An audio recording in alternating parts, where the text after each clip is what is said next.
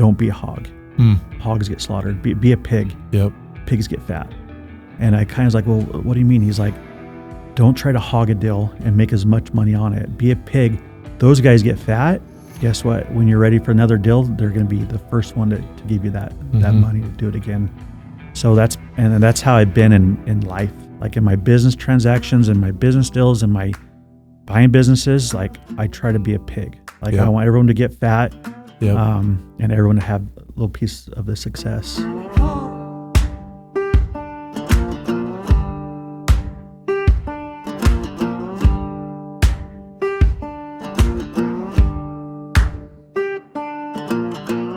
Today in the podcast, we have Tyler Hess. Guy is an extremely dynamic entrepreneur, very open book in terms of stuff that he shared today.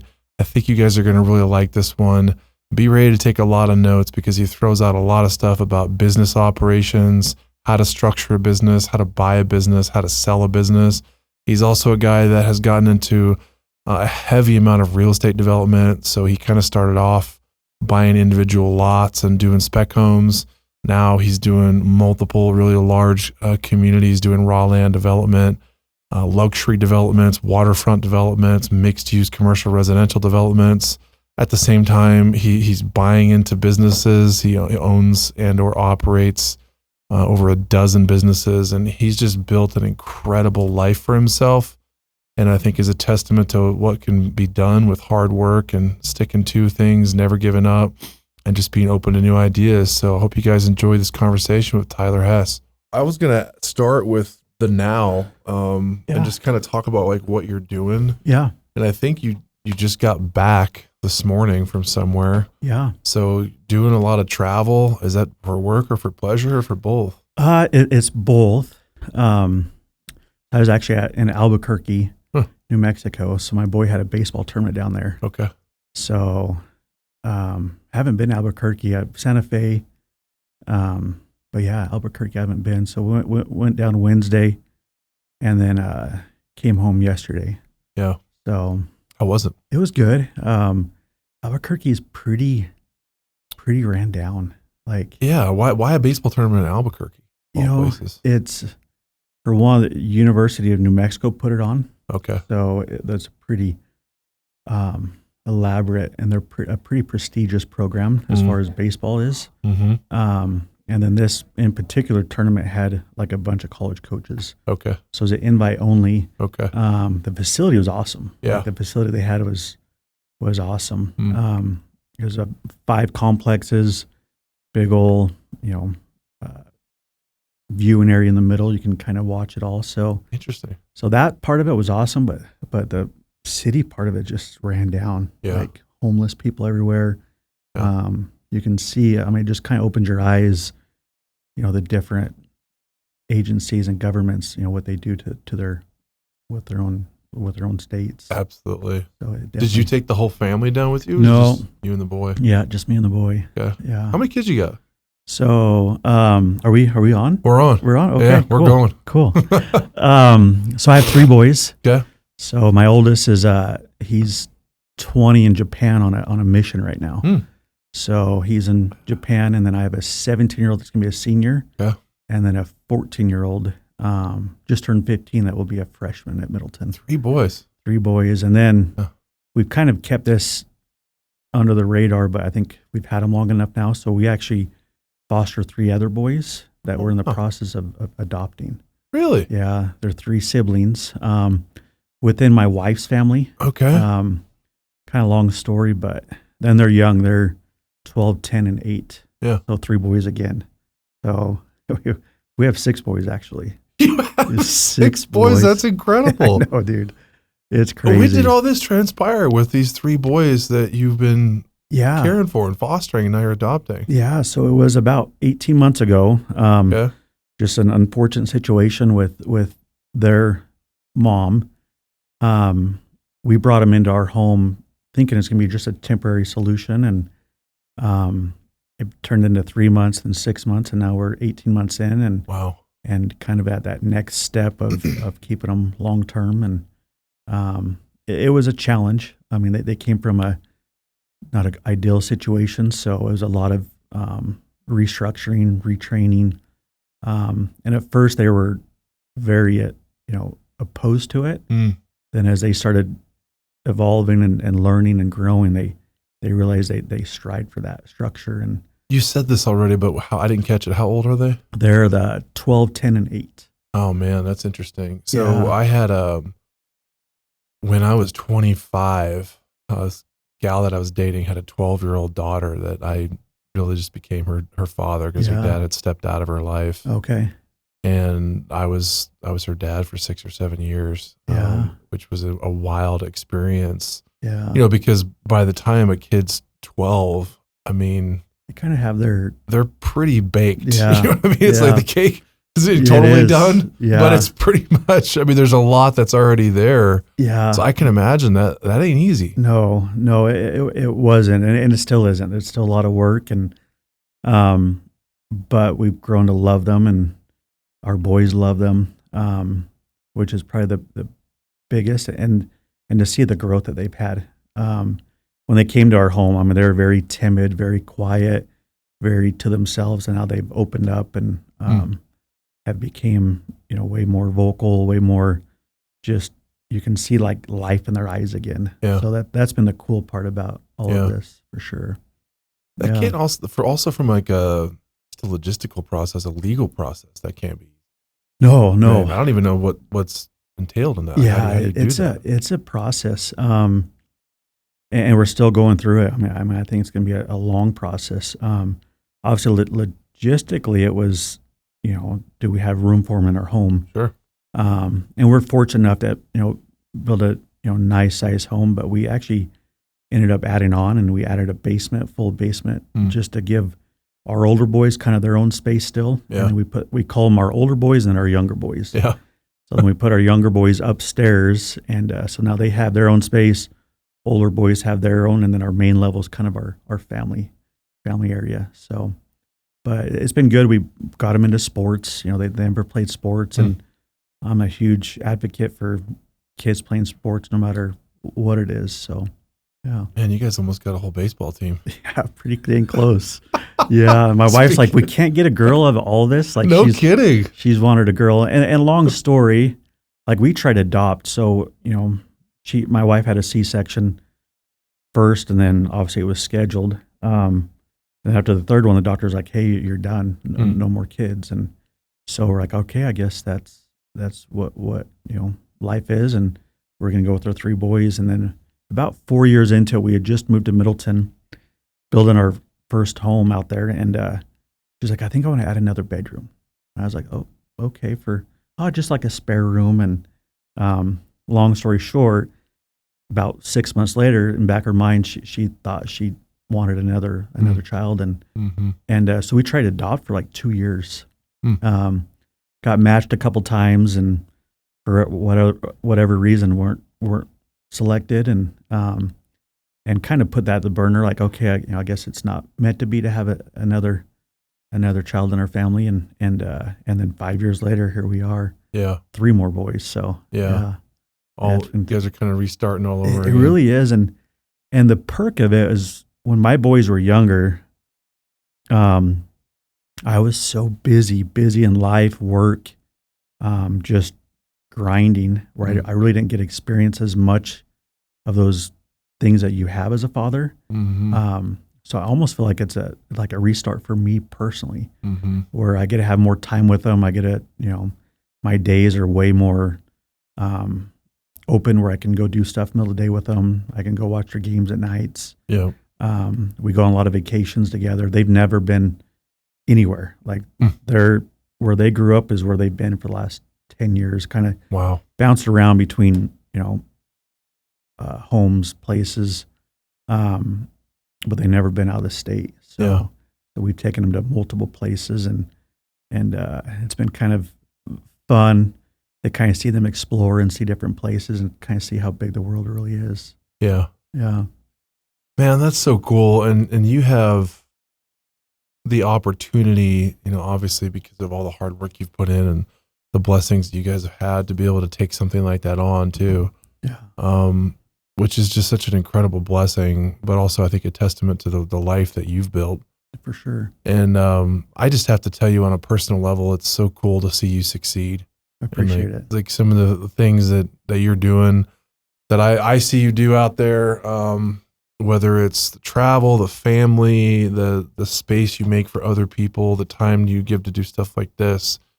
Really cool, man. It's really cool. Oh, I appreciate it. And I appreciate you doing the podcast. I mean, I love, I'm the type of person, I love other people becoming successful. Mm-hmm. And I love people willing to give back and teach, others how we've done it and kind of the road and the path that we took. And I think we all take different paths and we get to those certain points different ways. We do.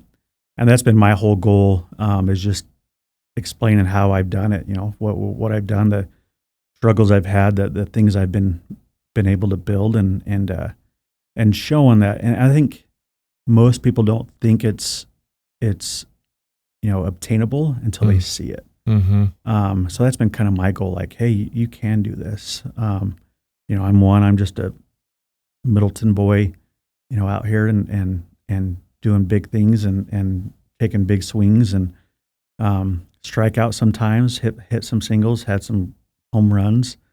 But I love just showing like, hey, you can do it. It can be done, and you can dream big. But I think in relation to that, the bigger the dream, I think a lot of people need to realize is the bigger the work. Mm-hmm. You can dream for all these big things, but realize, man, as big as that dream is, that work is going to be tenfold.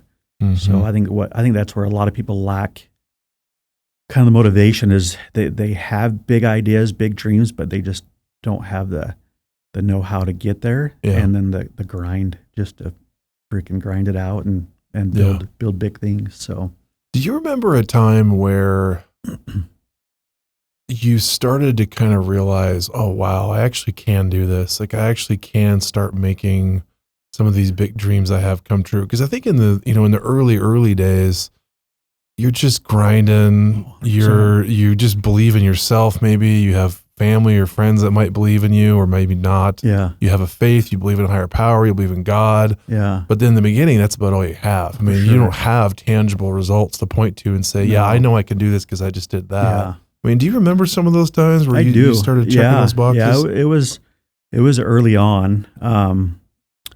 I started my first business when I was 22. So I was young.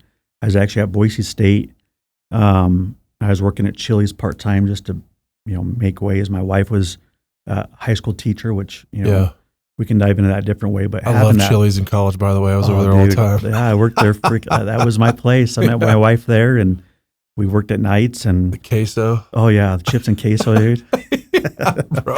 All day. I was over there all day, bro. Oh, that's where we grew up on. We actually, funny, went to Albuquerque, and my boys, they all love Chili's. Okay. So yeah, we went to Chili's down in Albuquerque. I love it. I know. I'm like, what are we doing? Like, let's go try something different. But they wanted Chili's. So, I think early on, I think you're so naive too, where you take those swings, not realizing that, that what could happen. Mm-hmm. I think as you get older, you become a little bit more protective, a little bit more reserved. Realizing you're risking a lot more when you get older. Mm-hmm. I think I was just so young when I first started a business. I kind of had I was like, oh, if I don't make it, I'll go do something else. Sure. I didn't have kids. I was newly married. Didn't have a house to worry about. So had some things early on that I was like, oh, let's go swing. But I've always been a pretty, mindset person where I feel like if I can see it and believe it, I can do it. Mm-hmm. It may take longer than I thought it should, which most things have taken longer. But I think that's a whole nother thing too. Like if I really knew how long something would have taken to be successful, I probably never would have done it. I think all of us are. Yeah. Like if you really knew how hard it was going to be, I would have ran the other way. you'd probably never start. Yeah. Like I look at it, I'm like, I would have ran the other way. Like I would have never taken those risks. But then once you get there, you're like, okay, I did it. Right. So my first experience, like I grew up in construction. My dad had a construction company, and So I was kind of the guy on, bottom of the totem pole, having to clean all the forms. Yep. We did concrete construction, which is a very labor intensive business, but I didn't know any better. So I just did it and learned it and realized later on that's not what I wanted to do long term. But my first business, I stayed in that. We kind of did, we did epoxy floors, garage floors. It's called Silverline. Yep. So we do a bunch of different variety of concrete coatings. And then I vertically integrated that business, bought a cabinet closet company to kind of mesh with that business. And then I stepped out. My first step out was in the gym business. Okay. I was 28 years old, 29. And that was Idaho Fitness Factory? Idaho Fitness Factory, Yeah.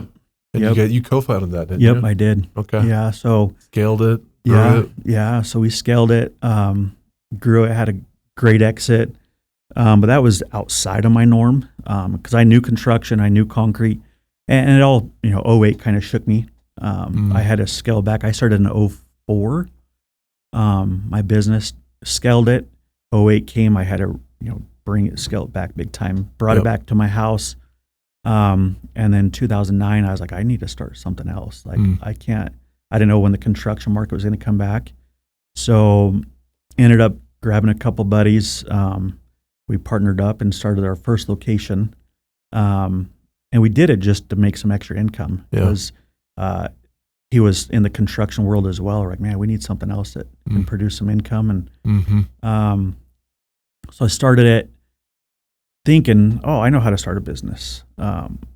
Confidence to do it, and literally got my ass kicked. Did you? Oh, it was completely different industry, marketing, everything.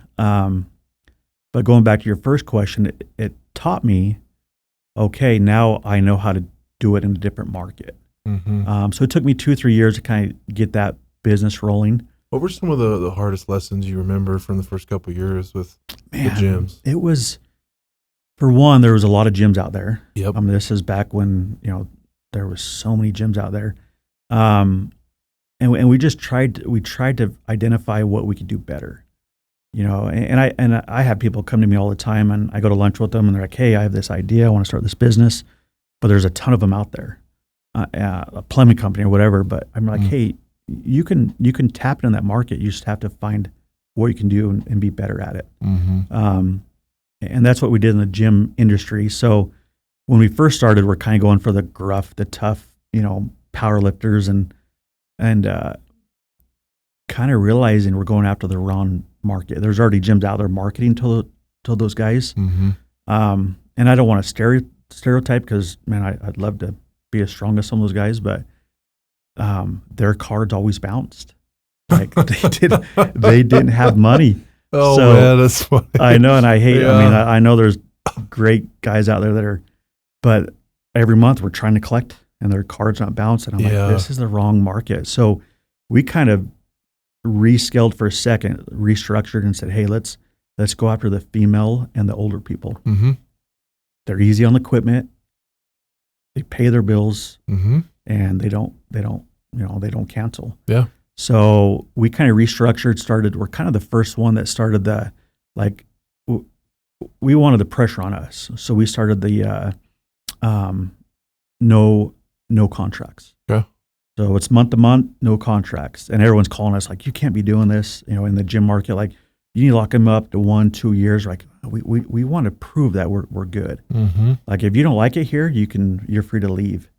So I think that helped kind of level us up. And then we're one of the first ones that offered like all the group classes, the Zumba, Pilates, yoga, and kind of tailored it towards the female market and the older. Like we had the silver sneakers, that was a insurance pay that would pay you. First location, we're like, hey, we're making some money finally. And then rolled it. We're like, hey, my construction company started making money again. I was like, let's take this profits and let's go start another location. So we went and started another location, then a third location, and we didn't own the real estate. We were just leasing buildings and doing the tenant improvements ourselves, which is a whole nother story. I mean, I remember being in one night doing sheetrock till 2-3 in the morning, knuckles all bloody from screwing in the sheetrock, and the mutter comes the next day. And he's like, this is a horrible job. Like, you guys, what are you doing? He goes, I'm going to have to charge so much more now to fix all this. We're like, that's what we're trying to save was not this. So it's a long story. It's like, okay, I kind of started learning, okay, there's things I'm not good at. I'm not a good handy person. Like, I just need to hire that out. Yeah. So, but third location had an opportunity to sell it. This is 2012 or so. Had an individual come in, talk to us, and we were literally the 24th hour, about ready to close the deal. And it was a good exit. I mean, for what we had into it, we're like, hey, this is a good exit.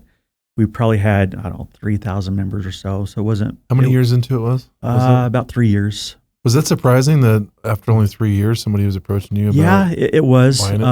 It was.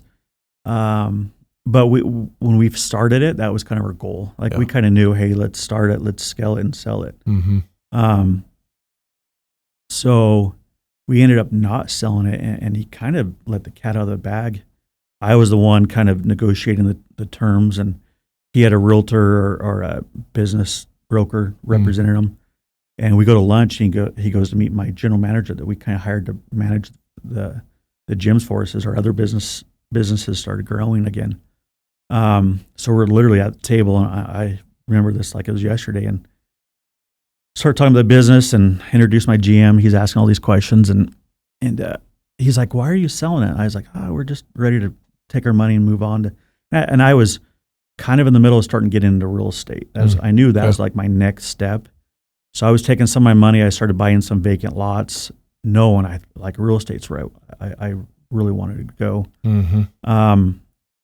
But then he says something. He's like, you know what I'm going to do with them? I was like, I don't know. Like, I don't care. He's like, you know the McDonald's method? I was like, yeah, like the real estate. He's like, yeah, I'm buying all the real estate.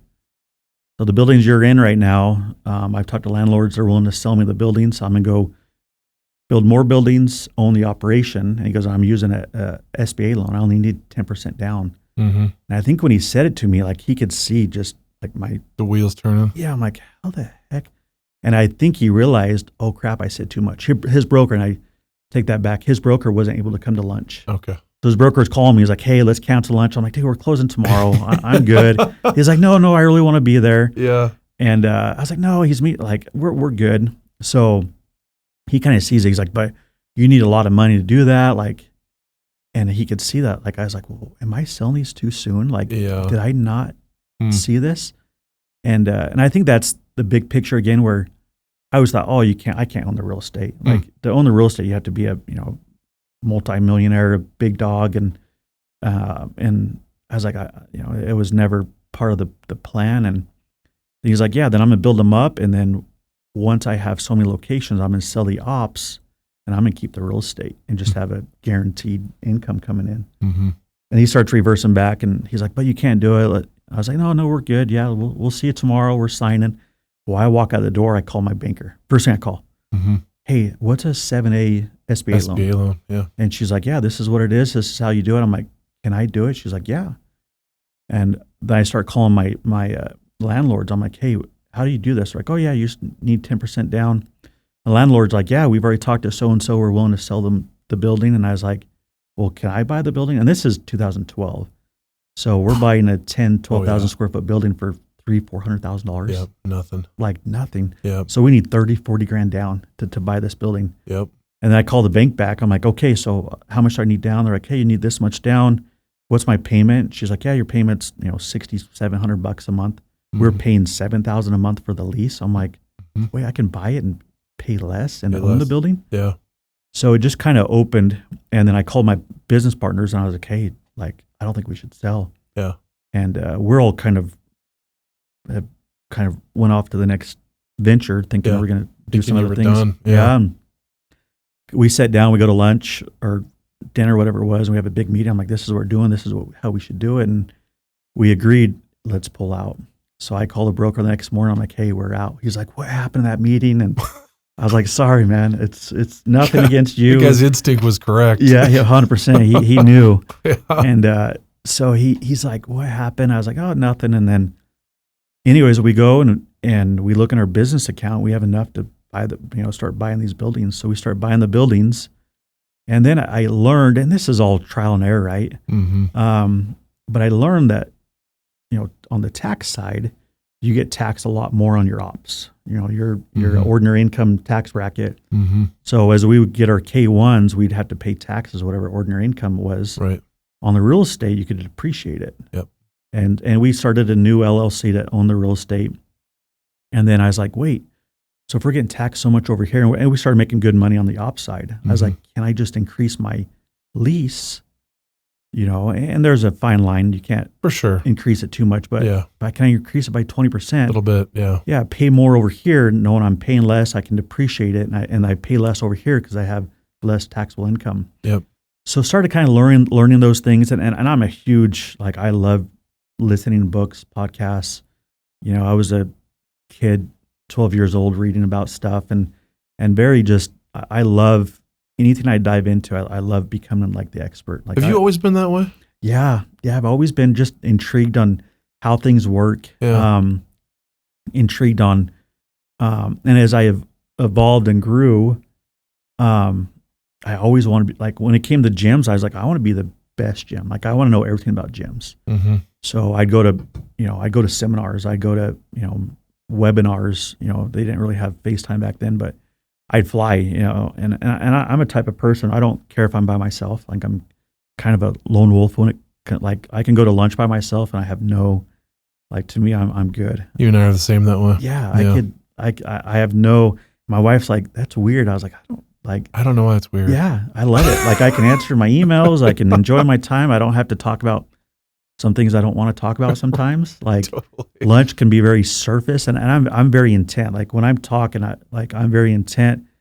I want to dive in. Either I want to talk about business, life, things that you don't talk about lunch very often. Yeah. Lunch is more just surface stuff. And for me, I'm dude, I'd rather just grab lunch by myself. So let me ask you this, speaking of the gyms, I want to go back to this, and it kind of leads to a bigger question of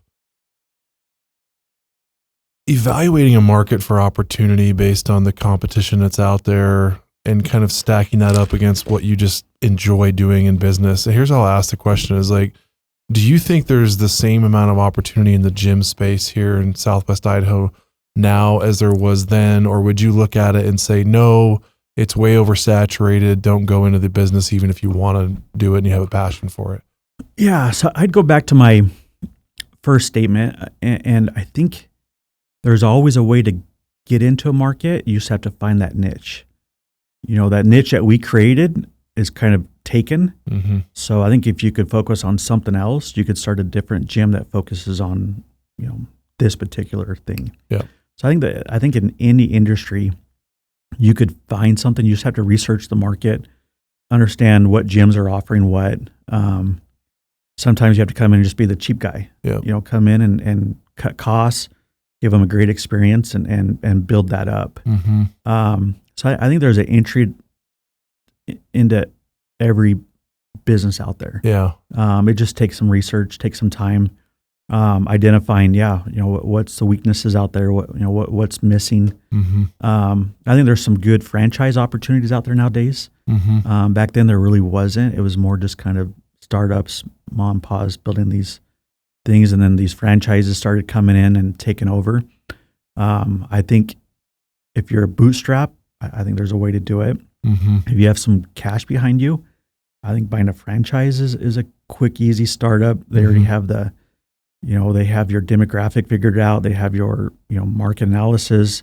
They've done all this research to allow you to start up quicker. Yeah. And I don't think the exit's that good. If you're looking for something just, hey, I want some residual income. Yeah. I think a franchise is a good way to get some income coming in. Yeah. Making some money. But you're not going to sell it for much. It's funny, you've bootstrapped businesses and so have I. And after you do that, you value buying into a system that already exists. 100%.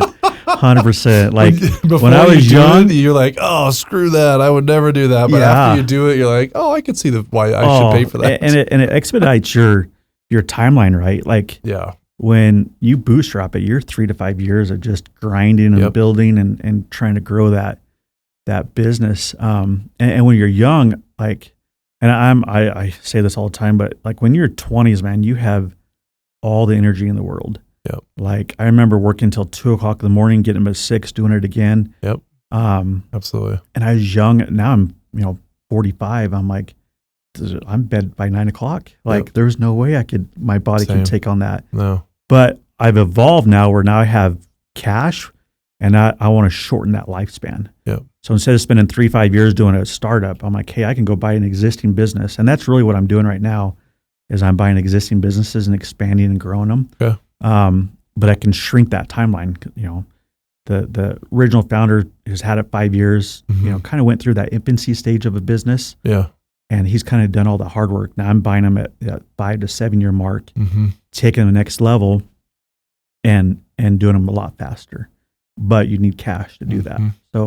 So that's like, I've had opportunities to do startups. I'm like, I'm kind of done. Like, I just don't have the bandwidth for startups anymore. It's slow. It is. It's Just slow. And I have so many things going right now where I'm like, I don't have the ability to dedicate that much time to startup where I can go buy an existing, put in an operator that can, be the face of the company and then just help them grow it and see them once a week, once a month. So that's kind of my next step in life. The last 5 years, I've been kind of doing more of that. Yeah. Yeah. When did you wind up exiting the gym? So you didn't do it then. Yeah. So we didn't do it then. Yeah, we didn't. We didn't do it then. Kind of refocused, rebuilt them, re-strategized. We were owner operators too. Like we were in there doing some of the work, realizing the value is not there. Like you need to set up systems, processes to allow people to run the business and becomes more valuable. So learned a lot of things, talking to business broker, like, hey, you need to set up better systems and processes. And so we scaled them to 9 locations. We got it up to 20,000 members. We owned all the real estate and we sold them in 2021 for much, much more than I ever Did you imagined. keep the real estate and just sell the operation? You went to real estate with it? Okay. Yeah. The group that wanted it, they're a smart group. They wanted the whole thing. Yep. So they bought the ops side of it, and then we sold the real estate separately. Okay. And we got like an 8 cap on all the real estate. Like it was a huge exit. Wow. So what I did is I cashed out my ops, paid my taxes, and then took that cash and kept it. And then my real estate, I actually 1031'd all my real estate. Perfect. So I went and bought land everywhere. Yep. So, and that's kind of where, and excuse me, it's 2020 we sold them. Yeah, 2020, right after COVID. COVID hit, and then we had to shut them down, kind of scared us, and then sold them that fall. Okay. So, but yeah, it was a good exit. The real estate was huge. And that's when real estate, like the commercial, kind of had that weird spike. So like we were looking at selling stuff for like 5 cap, and then all this 1031 money came in. So you sold it like right in the middle of COVID? Yeah. That would have been crazy because on the operations side with the gym, ton of like lack of surety about when things are going to be back to normal and get people in the gym. But then on the real estate side, it was perfect. Yeah, the real estate was awesome. And we started talking about a year prior. So it's been like this kind of back and forth. COVID hit. They kind of stood back. Gotcha. We got through COVID. We're back up and running. Yeah. Got our membership back up. And that's part of our sell, is making sure our memberships got back up to kind of where they were. And, for sure. So we had some tangibles there that we had to meet. So, but yeah, I had a good exit on the ops, really good exit on the real estate. You mentioned something earlier I want to go back to. You mentioned that you guys were owner-operators and you saw that that's not where the value was. Yeah. And that you needed to distance yourself from that. 100%. We'll talk about that. What is the value in not being an owner-operator? Oh, it's as a buying. So, I mean, that's what I'm in right now. Like when I'm looking at businesses, I'm looking, is there someone within that business that can run it for me? Because I don't want to be an operator. So, and for us, we were approached a couple times and we were doing a lot of the work ourselves. And I think as the value of the company, like, so by being an owner operator, we had like a 3 to 5 multiple was kind of the number that was being thrown out on your EBITDA. By not being an owner operator, it went 7 to 10 multiple. Wow. So I think a lot of VC companies, they don't want to come in and operate. Like they want to come in and streamline, and they need someone, they want the people in place, and they can just come in, expand and use their operating to grow it. Mm-hmm. So, that's a lot of groups, they try to buy them at, 8 to 10 locations. And we knew that like 8 to 10 is kind of the number. Then they want to take them to 25, 30, and then they'll exit and go sell it to someone that wants to take them to 100. So there's kind of this tier that I've learned. Yep. So when you start, 8 to 10 is kind of the magical number to sell to the group that wants to take it to 25. Yep. So we learned that early on. And I've talked about this a few times, but I read a book, it's probably 2012 or so, called Traction. Mm-hmm. Heard of it? Yeah. And Traction, it's rolls in, it's called the EOS system. Mm-hmm. But I didn't know anything about EOS back then, the entrepreneur organizational systems. But Traction kind of taught me how to create silos and how to have a integrator that runs your day-to-day or GM, whatever you want to call it, and then you become the visionary of the company. Mm-hmm. So as I learned that system, I actually implemented it within my first business. That's allowed me to step away. Mm-hmm. So of those 3 silos, you have and really, as you read Traction, this system works for $1 million business or $100 million business. Mm. Now, the system, you can take it and you can put multiple people within that silo, but you have one individual that's the VP or the president of that silo. Right. But you have sales and finance. So you have someone's in charge of sales and finance. They're in charge of marketing, or excuse me, not sales and finance. You have sales and marketing. Yep. So you have sales and marketing. They're in charge of marketing, branding, creating leads, right? And you have someone over that, and you have someone over finance. Mm-hmm. They're the ones over your payroll, your taxes, your P&L, your balance sheet, and then you have someone over operations. Mm-hmm. So they're over the day-to-day operations, making sure projects are being run smoothly. And then you have your integrator, which is kind of your GM. Mm-hmm. But they're the ones talking to these silos and helping them. Hey, you need help. And what I realize is a lot of people cross over. Like you'll have the guy in sales and marketing. He's over here helping finance and not realizing it, because he doesn't know what his silo is. Mm-hmm. Or he's over here talking to, the operator. Hey, this is how we should be installing this. And we have a big saying, stay in your silo. Yep. Like we have our level 10 meetings once a month, and it's like, okay, each one comes in and brings their concerns to us. And as a group, we try to solve them there. So we use a system called IDS. So, and I've been to a lot of meetings, and you probably can testify to this as well, but I've been to a lot of meetings where we talk about problems, and then we come back the next meeting, we talk about the same problems. Right. It's like, guys, we're talking about the same problems here. Yeah. And that's what IDS is you identify the problem, you discuss it, and that's where a lot of people stop. Mm-hmm. But we solve it. So our goal is we want to solve the problem right there. Mm-hmm. We're not going to wait till next meeting to bring this back up. Like, let's take our time, let's solve it. Let's give this silo a solution, and then let them go implement it. That is always such a hard part about meetings. Is it just seems like it's everyone's natural inclination is to just kick around the problem for a while. Yeah. Meeting's over with. You come back the next meeting.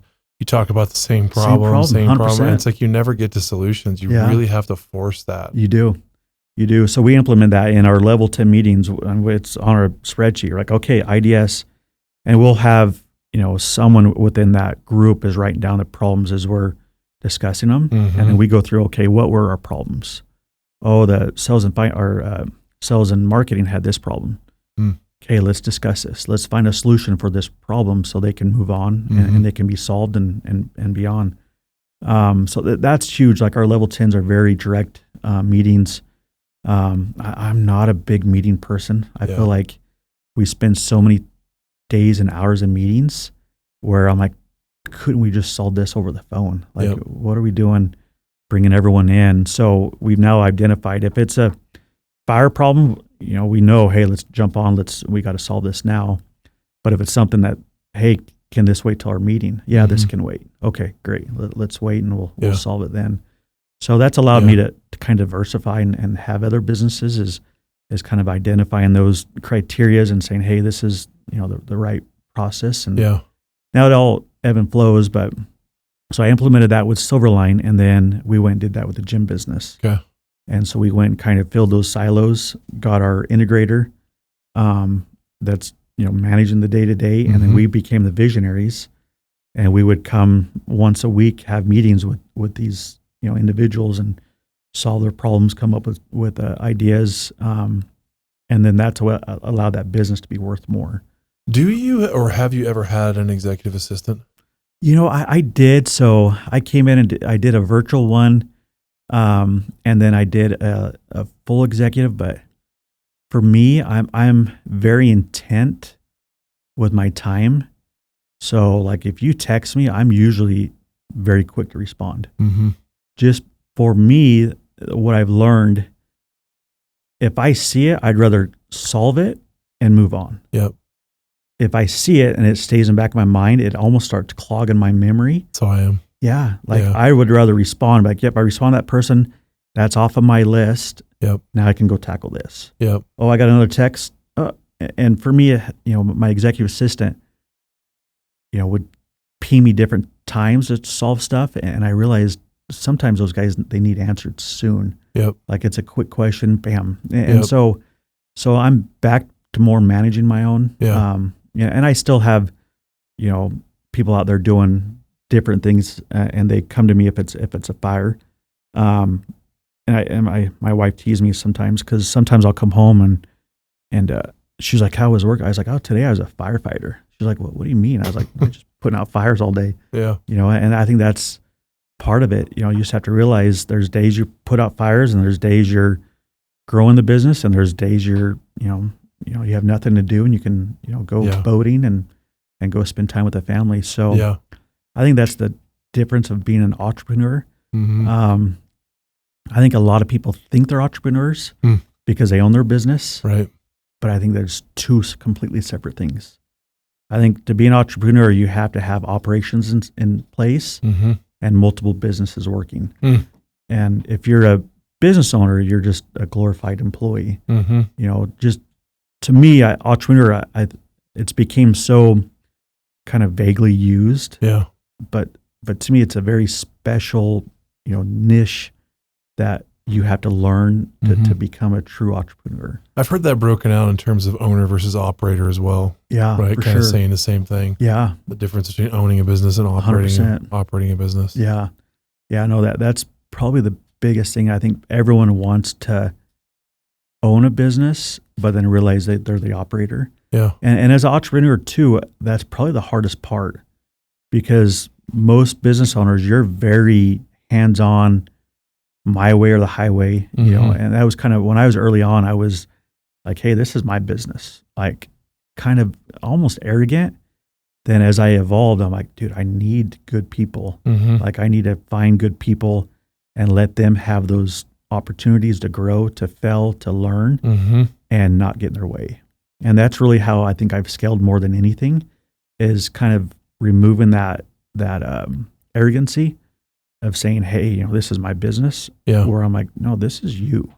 Like you're the face of the company. I'm just in the background helping you grow this thing. Well, I would also say with key decisions, right? Because I think a lot of us as owners, we give lip service to something like that, but then in the back of our mind, it's like we immediately take the 20% of the most important stuff, and we don't really think about delegating that. Yeah. I mean, can you think of some stuff maybe early on in this journey to get to where you've gotten? You have to push through a lot of growth and push through a lot of discomfort. Yeah. And I think one of the key areas is this topic. I think it's like figuring out how to access and use capital is a big part of it. Yeah. And then figuring out how to structure companies and create silos. Yeah. And maybe even like how to structure the cap table or the equity side is part of it. Yeah. But then another huge part of it is this. It's like getting over our own bullshit. Yeah. To be able to delegate. 100%. Do you remember? Oh, yeah. Figuring that out and grappling with it. I mean, I know you always will. Yeah. At different levels, right? Yeah. No, I think the hardest lesson I had was Silverline, my first business. I was kind of I was your typical owner operator. I did the installs, I did the sales, I did the invoicing, I did the payroll. I was 22, 24 years old, and I was quick to fire. I'm like, oh, this isn't a good floor. Like, I'll do it. Yep. And as I started growing. I'm like, I can't scale this thing. Like, I can't be in here doing this and growing this. So I had to take those chances. We're bringing someone in and letting them do a floor. I'm like, no, that's not a good floor. But me biting my tongue and saying, okay, he's going to learn and he's going to get better. Mm-hmm. So I think you do learn those times when it's time to step away and let them learn and fail. And I think there's times to step in and say, hey, let me teach you, the right way that I've done this. And I think it's having an open mind to listen to your team too. Like I'm now at the point in my life where I'm like, hey, you guys tell me, like, let me be your soundboard on, like, bring me your ideas. I think by doing that, and the way I've set up my businesses now is I profit share. Okay. So even though I own it, we come in, we look at P&Ls, I open up my books. So I'm like, hey guys, here's what we're making or what we didn't make. And my key employees that are running those silos, they get a percentage of those profits. So they know, hey, the more money this company makes, the more money we make as individuals. And I think the first time I wrote that check, like, hey, here's your $20,000 check for a great quarter, they're like, oh crap, like, this is for real. Yeah. He's not just lip service me. He's doing what he's saying. Now in return of that, I had to take pay cuts. So my first business, I was, is my only source of income. Right. And I'm a huge advocate for having multiple sources. Yep. Because there's times even to today, Silverline will struggle, and I still own it to today. I never sold that business, but it struggles. I'm like, hey, don't pay me this month. Like, you guys need more capital. I have money coming over here. I think that's what allowed me to kind of grow at the rate I grew was I didn't live off all those sources. I only lived off one source. So everything I would do, I wouldn't do it until I had either cash to pay for it because I don't want to loan on it. Now I think there's a right way to take money out. I'm a huge believer, like, if it's not making you money, don't have a loan on it. So my house is paid off, my cars are paid off, my boats, all that stuff's paid off because it doesn't make me money. Right. So I don't want it until I can write a check for it. Yep. Now someone will come back, oh yeah, but you could make more money over there. But I was like, that's how I sleep at night. That's how I said that earlier. Like, there's multiple ways to get places. That's been the place that's been good for me is have no debt on stuff that doesn't make me money. Now, if it's making me money, I have no problem because now it's what's my cash on cash? How much money am I making on this money I'm investing into this company? Yep. But yeah, that's probably the biggest is stepping away, allowing them to grow it, and then allowing them to have this success and become the face of it. I mean, today I have 15 different businesses that I own, operate, manage. And it was 20. I sold a couple of them. But yeah, and of those 15, only 5 of them were startups. The other ones are just companies I've bought into, helping them grow. So I've more invested with them. Others I've bought them out straight as an existing business and then let them within the company. Then I give them opportunity to buy back into the company as we scale it. But I think, and when I look for businesses, and that's why, I look for something I know. Like I want to know at least the foundation of how this business operates. Yep. And if I feel comfortable with it. Yep. If I don't understand it, I usually don't invest into it. Yep. I just, I'm kind of a dummy, like the whole crypto thing, all this, like I never quite understood it. I'm like, I don't understand it. Like, show me land. Like land I know, I can see, I can touch, it's tangible. Yep. And that's my main focus now has been land. Like the last 12 years, I've been heavily invested in the land, into real estate. I think we have 10 subdivisions going on right now, and they're all different phases. My smallest one's a 40 acre. My biggest one's 400 acres. And I love land. I just feel like you can't make more of it. Yeah. I think Idaho's in a huge, I think we're about ready, and you guys probably have even more research than I do, but I think we're about ready to see another big boom. We are. Like another big, I think we've been in a recession. I think the last year, 2 years we've been in a recession. We just don't quite know it. It's been stagnant. Yeah. And And I would also say, well, I think back, so I got into the business in 2010. That's when I got my real estate license. And, you know what things was like then. It was pretty dismal. Yeah. And there was a lot of negativity in the market. And the market was like artificially depressed, if that makes sense. Yeah. You know what I mean? Like the fundamentals of the market were a lot stronger than what people were treating it like. And everybody was just so negative. And it took years to crawl out of it because of that fear, not necessarily because like we didn't have any jobs and it wasn't a great place to live and it wasn't still a great place to move your family. Yeah.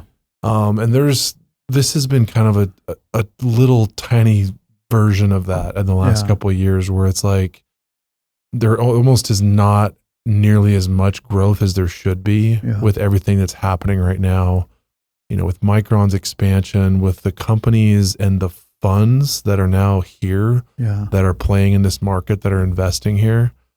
So I think that you're right. I think that we're going to just see a lot more growth in the future. And, you know, we're getting close to that 1 million population mark in the Treasure Valley, which is really important too. We just hit 900,000 in the last like 6 to 12 months, depending on the numbers you see. As I saw a report that said 875. I've seen some that say 905, some that say 860, but it's crawling up on 1 million fast. That's great. You know, and you've done development all over, but a ton out in that Kane County, Middleton area, Caldwell. Yeah.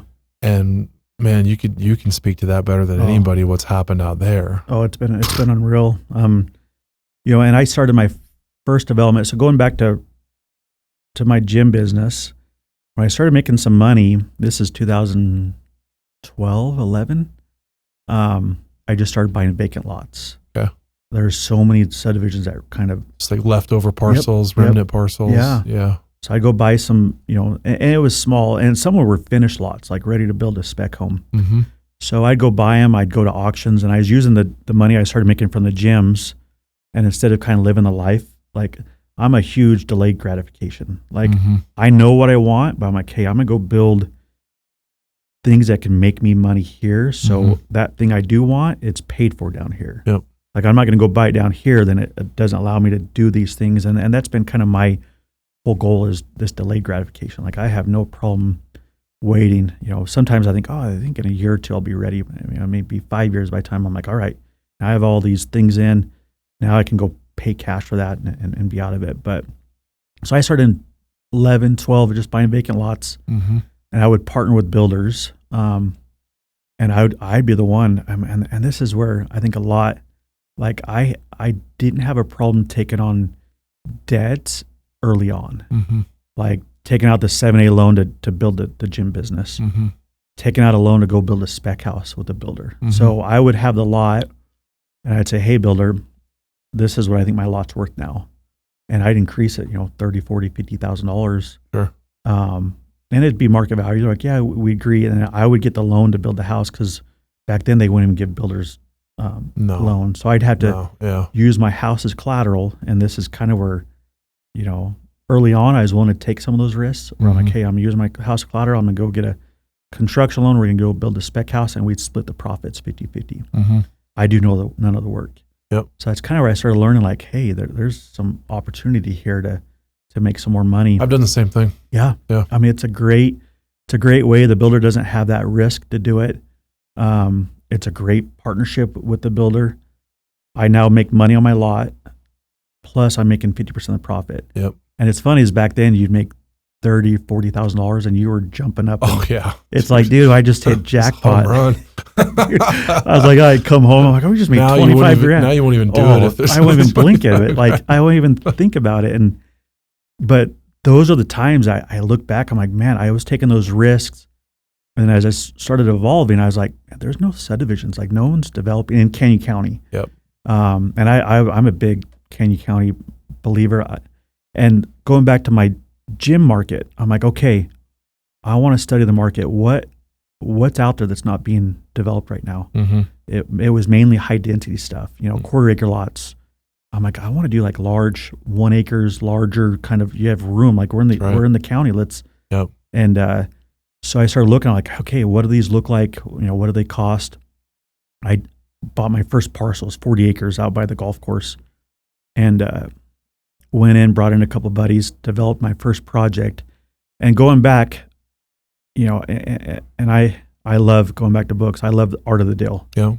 There's always a way to make a deal happen. Mm-hmm. You just have to figure out, sit at the table and work it out. So the guy that owned the land, I think he wanted like $400,000 for it, $10,000 an acre. Mm-hmm. And I didn't have the $400,000. I had enough to develop it. I think it cost me $500,000 to develop it back then, which now I can't even fathom that. Yeah. But so I had the money to develop it, but I didn't have the money to buy the land. But I didn't want to let him know that. So art of the deal, I come in, I'd say, hey, you want $400,000? What if you carry this land for me, and I'll give you 25% of my profit? Mm-hmm. I learned this early on too. Never guarantee a percentage. Guarantee percentages of the profit. Right. Because it protects you. Yeah. You don't have, and that's what banks usually will take you to the bank because they get this guaranteed interest and they'll just rack it on. Why'd you say 25%? Why not 15, 27, 20? It was enough that I knew they would be willing to let this ride. Yeah. And that was my first deal. And it was an easy number. Hey, 25% of the profit. And he's like, well, how much could I make? I was like, well, this is what I think it'll cost to develop it. I'm paying to develop it. I won't have a loan on it. So your property will be protected. Mm-hmm. We'll go in joint title. So it's protecting my assets as well. Mm-hmm. And then here's what I think we can sell the lots for. And I kind of did a quick pro forma for him. And I took it to Pioneer Title and said, hey, every lot distribution, this is what this gentleman gets. Yeah. And it made him, he's like, okay, I think I'm willing to do this. So his $400,000, I think I got him another $200,000 on top of that. And he was through the roof. Like he was so excited that and we structured it in a way where it was still tied to the land. So he didn't have to pay the, ordinary income because I was a developer. Mm-hmm. So we just tied it, say, hey, this is part of the land cost. So he can just, pay his capital gains and be out of the way. And he then goes, I do that. He goes and he's like, hey, Tyler, I got more land. Let's go do it again. Nice. That's kind of where I started. And then he started telling his farmer friends. Yep. So I've never bought a piece of parcel on the market. Yep. Like all my land deals, and I've developed, I think I'm over 1,000 acres that I've developed or have developed, and none of it's been on the market. It's been working with the individual personally, trying to structure a way where, and I never use banks. Like I don't go to banks. I go to the builder or the landowner, give them a percentage of profit, and then sometimes I'll even bring an investor in and say, hey, my money's kind of tied up elsewhere. Landowner, you carry the land. And now I've done it so many times where I have a fairly good, name recognition. We're like, hey, Tyler will take care of you. I go, landowner, hey, you carry the land, I'll give you 25%. Hey, investor, I need $5 million to develop this property. You're going to get $5 million plus you're going to get 25%. And now I have no land, no money in the deal, and I'm making 50% on the projects.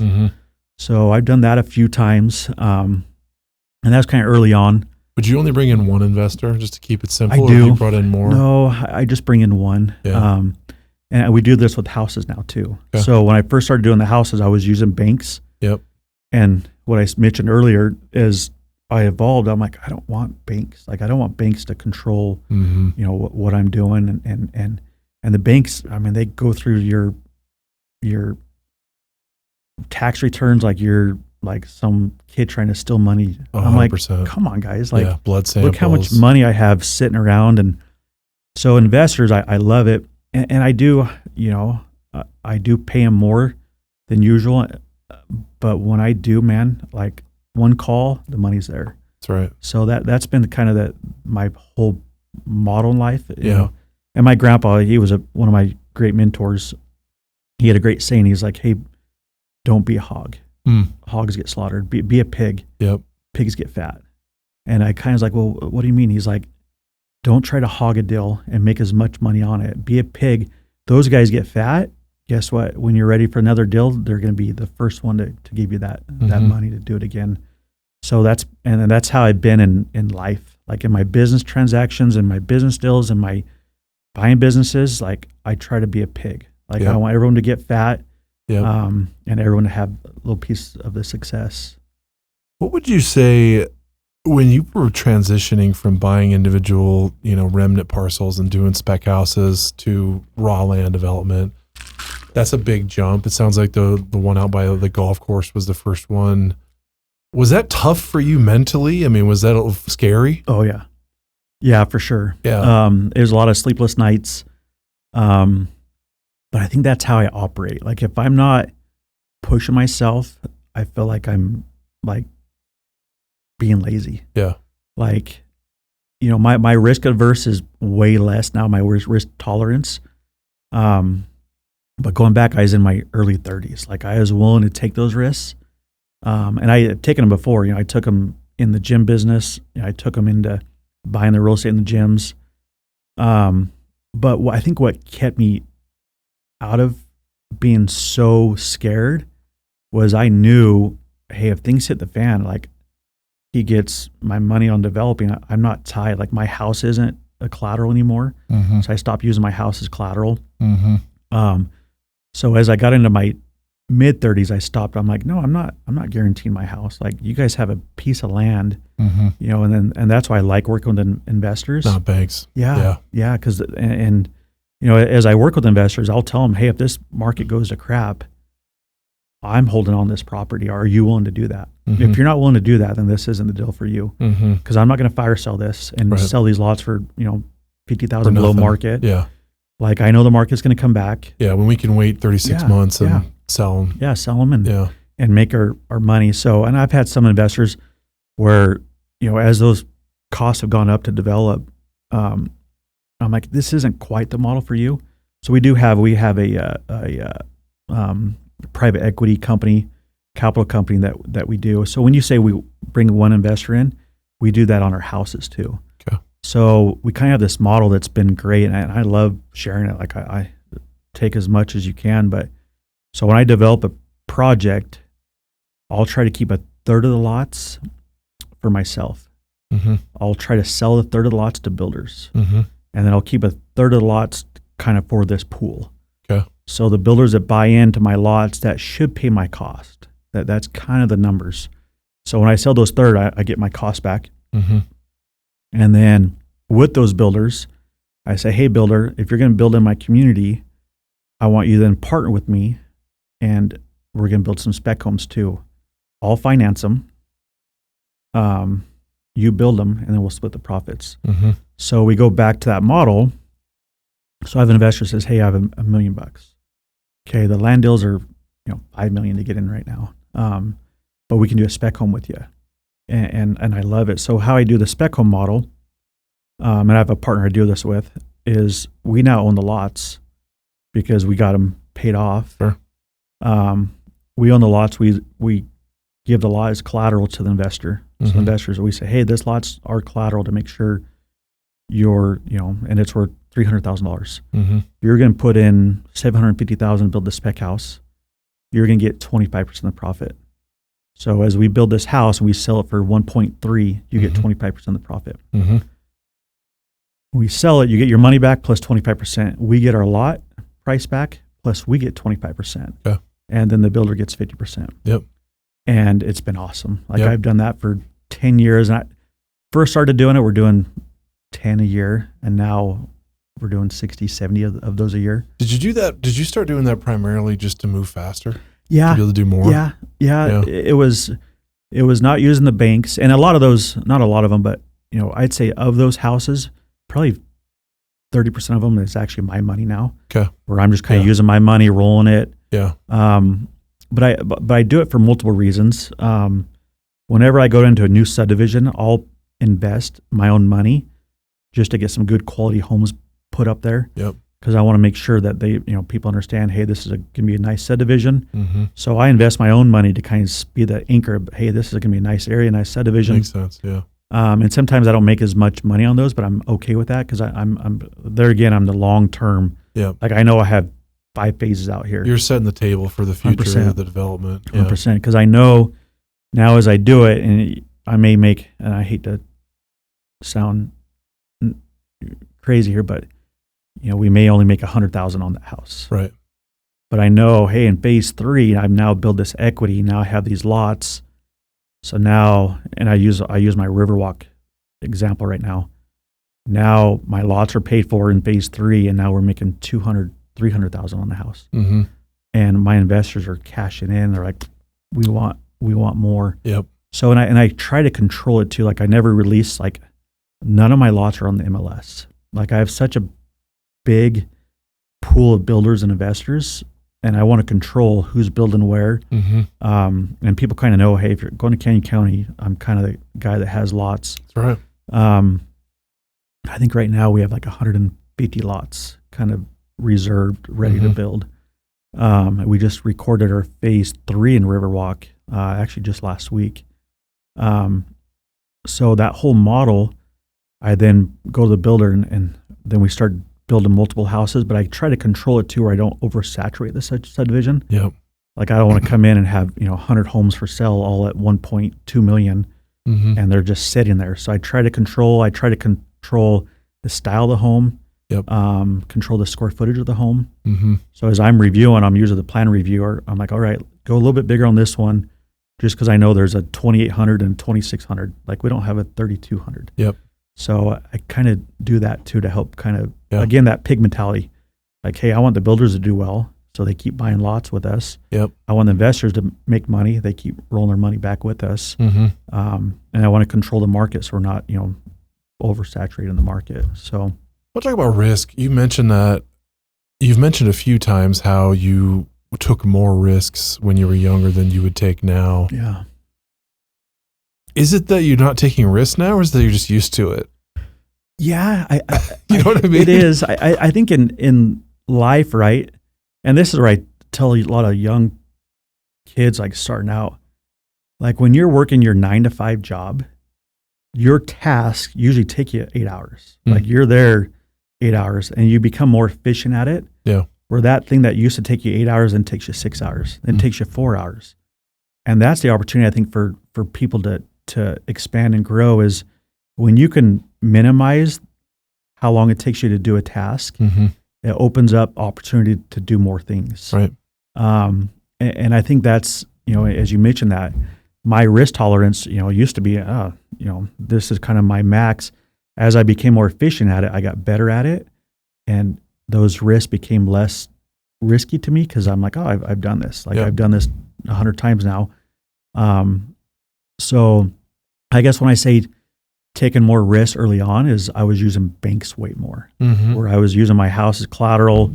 They had, everything signed off. I'm like, man, if this thing fails, I'm toast. Yep. As now I have a lot more assets that I want to protect. Yeah. And that's kind of the next stage of my life. I'm at the stage of my life now where I'm really, it's not about me anymore. It's about my kids and my kids' kids. Like I'm setting up family plans. I'm setting up legacy plans. I'm setting up trusts. I'm trying to get everything out of my personal name so it's protected, and allowing them where they could have the opportunity to, and I've talked to my kids. Hey, I want you to own a business, even if you're a corporate guy. You still own some kind of business just for the tax depreciation. Just for the benefits you get from owning a business. Absolutely. But I tell them, hey, I want you though. I'll help you start a business. I'll show you the model, but then you need to go do it. Yep. You need to go take those risks. You need to go figure out, you can't sleep at night because you can't make payroll. Yep. Like I learned so much more in the trenches, like back against the wall than I did kind of up on top, where it's kind of easy going. And I've seen a lot of families kind of do it the wrong way and I have a buddy that's doing this right now and he's like, okay, go start a business.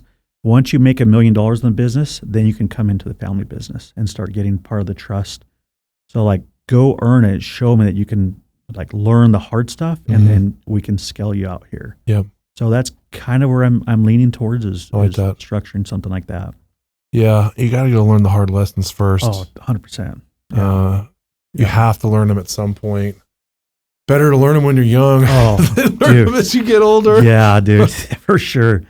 Like that's the scary, like I go to lunch guys that are, in their 40s and they have the corporate job and that's the corporate world. Like they're smart individuals. I mean, these guys are, they know, hey, if I keep paying this individual this much more per year, right, it's to get to the point their lifestyle continues to evolve. They get nicer things where you need that income to live. To fund that lifestyle. Yeah, to fund it. And you're now 45 years old, making $300,000 a year.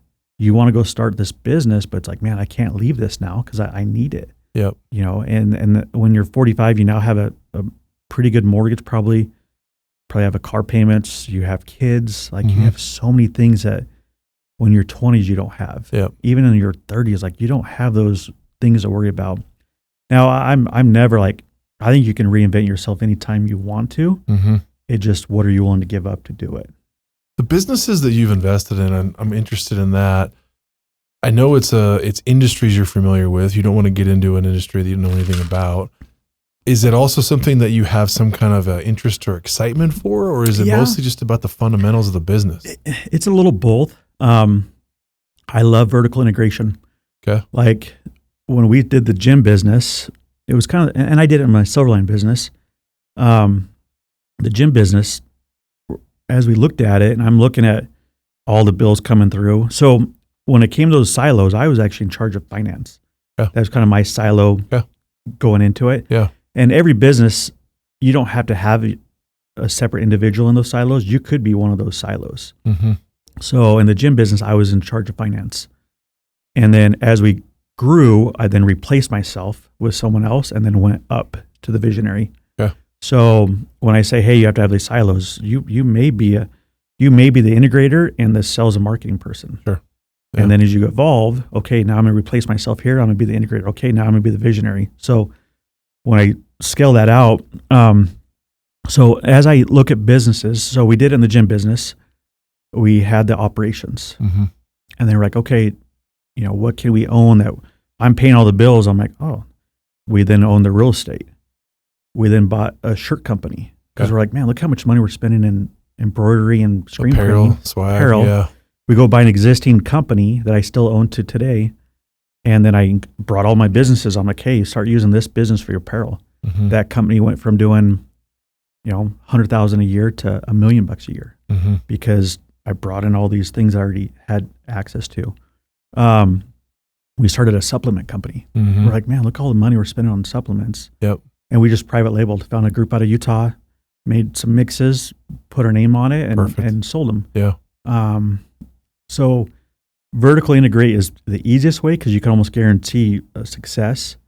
So as I started the development company, I then would look, okay, what companies, I now own a few different building companies. I'm like, well, I need to own a company that, do so, but I still invest in other builders as well. But I do, those companies I own. So that 50% I'm talking about, I'm getting on the back end as well. Yeah. But I try to keep it separate, but it is kind of. I was going to ask, that can probably get a little tricky, not tricky, but just for you thinking about your diversification and how you want to invest. Yeah. On the real estate side, there's some of these businesses that if you start them or you buy into them, then you're not going to be able to give business to the other people you used to do that way. So that can be It is. And then you might not get opportunities that they bring you, right? Yeah, so there is a definite give and take. Yeah. Like my Silverline business, all my builders use our epoxy floor company, our closet company. Yep. So I kind of know vertically integrate. Hey, they're going to use our company doing this. We have an excavation company that does the dirt work for us. We have a plumbing company that does plumbing for some of the houses. But I don't tell the builders, hey, you have to use this plumbing company. I'm like, hey, use them. If they're not good, tell me why, so I can go back and try to correct. But if they're not if they're not who you don't want to use, then if you already have a relationship with another plumber, then cool. Yep.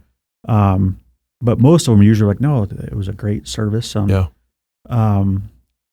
looking at a window company. So vertically integrate, I do that, but then I also step outside of the box because I don't want to be solely tied to real estate, and real estate turns and slows down, and all my eggs are in the real estate. That's why I love the gym business. It was outside of the real estate.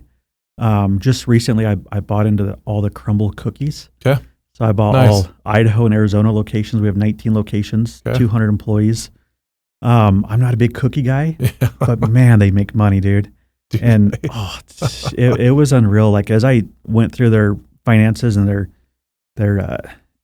looked at their EBITDA. Yeah. So their models, it's a low cost to produce and high margins. Yep. Like they're making 65% profits. Wow.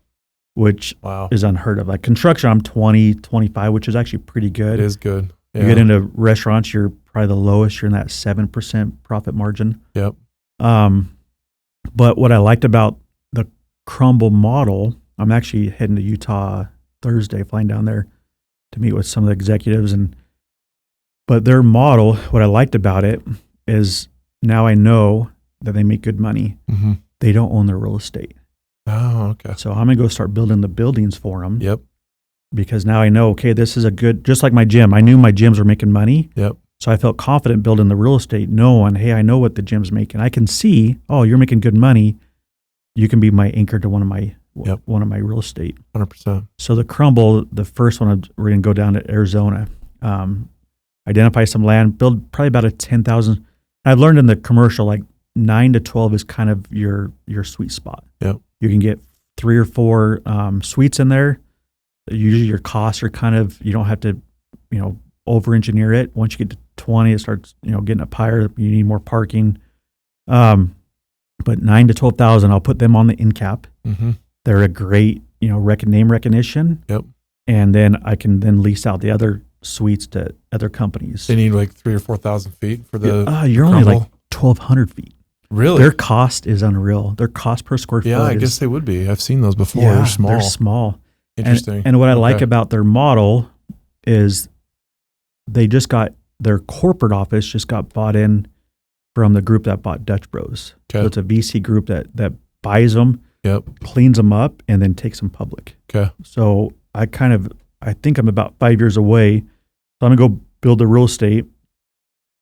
When they go public, I'll probably sell the crumbles and then keep the real estate. What do you think is a complementary tenant mix to crumble cookies? I think you can have a pizza, Papa Murphy's. Like, I think you can have, you kind of look at them around, like just around here, like you have, little restaurants like Costa Vida's. Yep. So places you can pop in, get some lunch, and then go grab a, suite to take home. And they are providing other services. I don't know if this is public yet. No, I think they have made it public, but they're going to start offering flavored sodas. Yeah. So they're expanding kind of their operations and what a cheap entry to get in and start offering those. That's why they want to be on end cap so I can do a drive-through. But yeah, you're looking at that. You can even get into like the F45s, someone that wants to work out and then go eat a cookie. Then feel better about getting the cookie. That's what I love. My wife's like, we're going from the gym business to cookie business. Like, but I'm like, yeah, they make good money though. Let's do it. So, I know Denny Werner, the guy that started Costa Vida. I don't know if you know that guy or not, but yeah, he's been around a long time. He had a lot of success running. I think it was the KFC KFCs. franchises. Yep. Yeah. I think he was one of the biggest KFC franchise owners in the world at one point. Yeah. But Costa Vida's done well, haven't they? It seems like they have. Yeah. So Denny, Yeah. He owns the Costa Vidas like in Idaho. I think he has a couple of them elsewhere, but he's not the original Costa Vida owner. But he owns the franchises. Gotcha. Yeah. So his son-in-law, Kyle, will build them out for him. Okay. So I think they just opened another one off at 10 Mile. Yeah. They actually considered coming down to Riverwalk. So we've met with them a few times trying to get them to come to Riverwalk. So I think I actually had a conversation with Denny about that at one point. Did you? Because Chade or somebody mentioned it. Oh yeah. That he was kicking it around, and I called him just because I knew him from real estate. Yeah. He was an agent at one point with our company way back when we first started. Yeah. What a cool, man. It's such a cool world, you keeping all of your real estate stuff going, but then also, you're scratching these inches with businesses and operations. And now you can get to combine the two, right? Because you can do this real estate development stuff. You can also bring in complementary business uses and vice versa. It's really cool to be able to look at an asset from both the operation side of the tenant and the real estate side of the owner, of the building owner. Yeah. No, and really, and that's, as I started doing these developments, I would kind of burn through them because I wasn't building at first. I was just buying the lots, selling them. Yeah. And then, and you've probably witnessed this, the cost of entry the barrier of entry has increased dramatically. Oh yeah. And not just the barrier of entry, the cost to do these subdivisions now. Mm-hmm. Like 10, 12 years ago, you could do a subdivision. I mean, I could be turning dirt in 6 to 9 months. Mm-hmm. By the time I bought it, rezoned it, platted it, we're out there turning dirt. And Yep. now you're 2 to 3 years. Yep.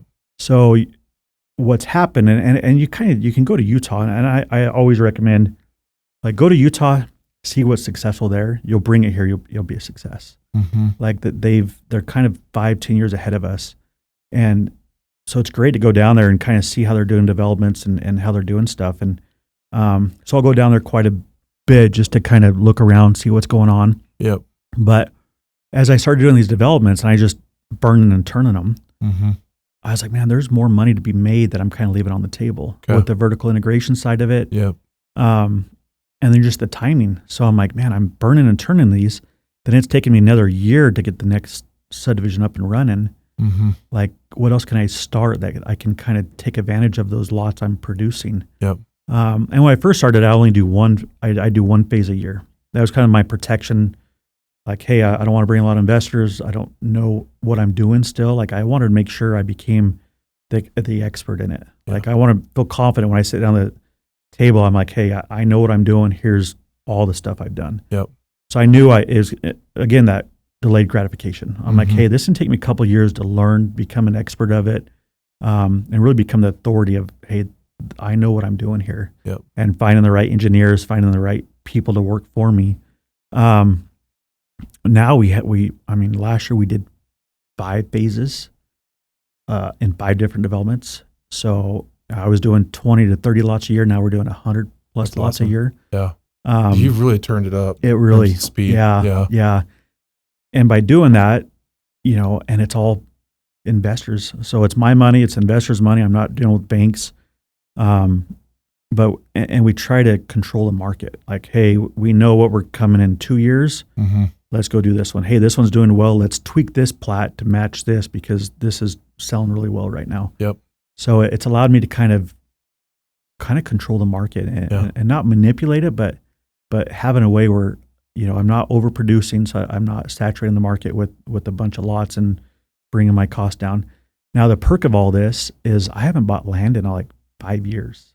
Like the land just went through the roof, and I was buying land, 5-10 years ago. And when I buy it, I'm very strategic about when I buy it. Mm-hmm.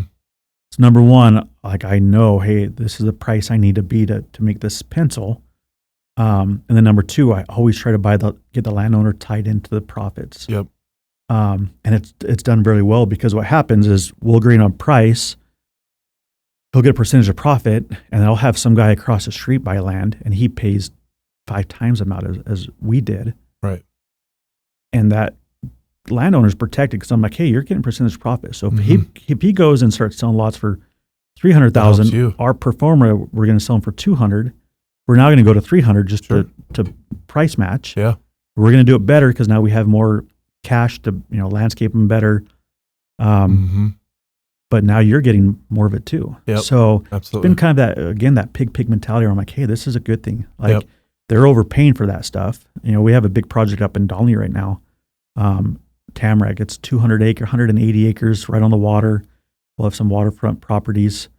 We bought the land for, I hate to even say that, but we bought it for $15,000 an acre. Mm-hmm. It took us 4 years, get it platted, approved, zoning, water testing. I mean, just grinding. Guy next to the street buys it across, not on the lake, pays $80,000 an acre for his. Mhm. I'm like, all right, we just got all our investors a really good exit. Absolutely. So I love that we don't overpay for stuff, and we look long term too. Yeah.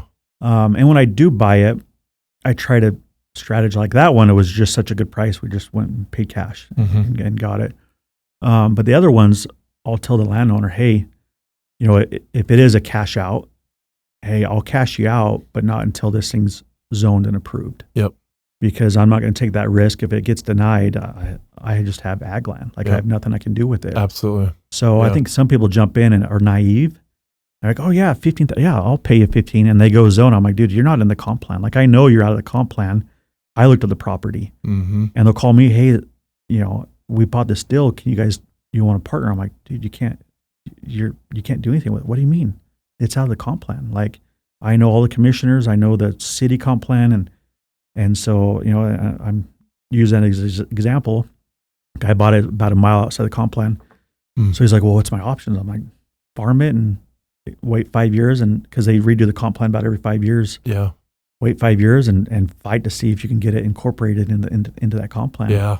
That's rough. Yeah. Yeah. So those are things that I protect, and my investors know that. Like I'm very cautious. And I think talking about money, when you have your money into the game, the investors are way more comfortable. Yep. I've seen a lot of people get money and they just spend it like it's free money. And, and that's, I've had a lot of people, hey, can you give me $1 million? Well, how much money are you putting into the deal? Well, I don't have money. I'm like, dude, I'm not going to just give you $1 million because this isn't your money. Like you're not going to protect it like it's your money. That's right. Like you put $1 million in and I'll match you. Yep. I know you're going to fight tooth and nail to make this work. 100%. So got to have skin in the game. Oh, 100%. Yeah.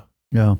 Well, we'll wrap this up, man. I could talk to you all day. You know that. But one thing I wanted to ask before we go, though, is how does it feel? I got to be careful the way I ask this. How does it feel to be like living this life that you dreamed about and you worked your ass off for decades? Yeah. Craft and buy the car that you've always wanted and have the plane that you've always wanted and have these things because you're doing it. Yeah. How does it feel? It's pretty surreal. Like I was the kid, 10 years old, had the picture of the car on my wall. And somehow in the back of my mind, I knew I would have it. Like I was so driven to not fail. And I failed. I've made mistakes. I've learned things. But in the back of my mind, like everything I've had, I've seen it. I've seen it. It's taken longer to get where I've gotten in some cases. And in other cases, like, I was flying home on my plane yesterday and I'm like, this is crazy. Like the plane was the bigger reach. The car was always kind of in my mind. There, yeah. The plane is a time machine. Like it allows you to do things that I never thought like I could do. It allows you to get places. It saves time. Like I can get home for my boys' baseball game. I can go to Utah on Thursday and I'm going to come home because my boy has a game that night. So looking back, it's pretty surreal. Like I kind of pinch myself, like slow down and enjoy these moments because, life does move fast. And I think most people, there's another book I love. It's called The Gap and the Gain. Yeah. Good one. Yeah. I think a lot of people get caught up in the gap and forget about the gain. No matter where you're at in life. Like I've been one, I don't compare myself to others. Like I love seeing people be successful and I'm successful in my own way, but I enjoy the gain. Like I enjoy the things I've been blessed to have. And I don't live in the gap. Like I don't live in the, oh man, I wish I could have, would have, could have. And I think a lot of people live in the gap and they kind of miss the opportunity of what life gives us. Yeah. Life is such a precious moment that we never know when it could be our last day. So I try to really live in the game. Like, pinch myself, man, I'm here, but I'm not satisfied either. Yeah. Like I'm still hungry. If I told you my dreams, you would probably be like, dude, hell yeah. But it scares my wife. Like when I tell her, she's like, when's enough? Like my wife's a very conservative, reserved, and she understands, we've been married 22 years and she's like, when's enough? I'm like, I don't know. Yeah. Like, I don't know if I could tell you, but I'll tell you what I still want to do. And she's like, what? Are you serious? I'm like, we're just starting. You're just getting started, this is just the beginning of it. You got a long ways to go. I love it. No, it's been fun. And it's been fun to see, other people do well. Like I love surrounding myself with like-minded people. I love guys that are doing big things. Some of my good friends, my circle's very small. Like I don't have a big circle. I don't need the attention. I don't need the big crowds. Like I would rather be with 4 or 5 guys and we're out there just killing it, making big moves, and 100%. And you know, one of us falls down, we're there to pick them up and go to the next level. So yeah, I couldn't agree more, man. Gotta keep it tight. Yeah. Well, thanks for your time, Tyler. Yeah, no, I appreciate you. I appreciate you doing this, and absolutely, this is a huge give back that you're giving kids and people opportunities to learn and grow. And I want people to hear the truth, man. There's so much out there, as you know, that is just fluff. That's or just downright lies and BS, and kind of leads people down the wrong path. So if we can just grab a handful of people with a message like this and point them down the right path, that's a win. Yeah. No, good job. All right, man. Appreciate it.